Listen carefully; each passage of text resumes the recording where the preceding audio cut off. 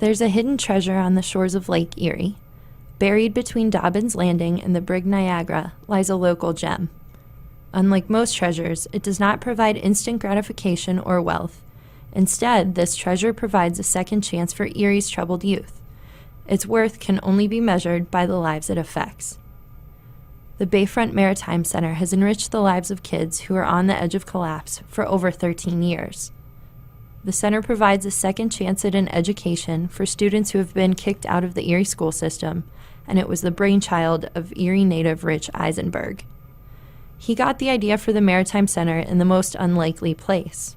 And in an Erie youth hockey locker room, one of his coaches, who moved to Erie from Pittsburgh to go to Gannon and play hockey, said that he noticed, and he became a sailor from one of his professors. He started sailing with one of his professors and loved it, and saw that so many Erie kids, especially right along the waterfront, had no access to the water at all. They could watch people sail, they could watch people boat, they could never get out on the water.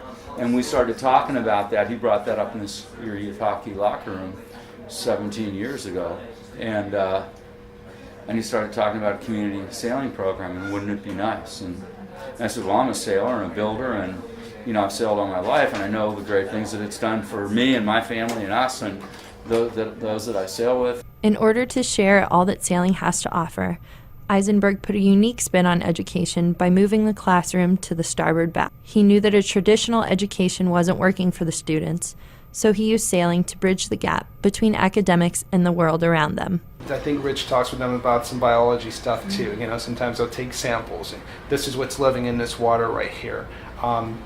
Here's a history. We're one of the biggest import-exports, in the United States. One of the greatest benefits of teaching from a sailboat is that it provides common ground for students to work from. The big thing about doing things on water, and Rich has said this too, it really levels the playing field. You have to be cognizant of what's all going on around you. You have to pay attention. You have to be responsible. Once the playing field is leveled, students gain a better understanding of a world that they have been living in but have not yet explored. They saw the water, but they've never gone out on the water.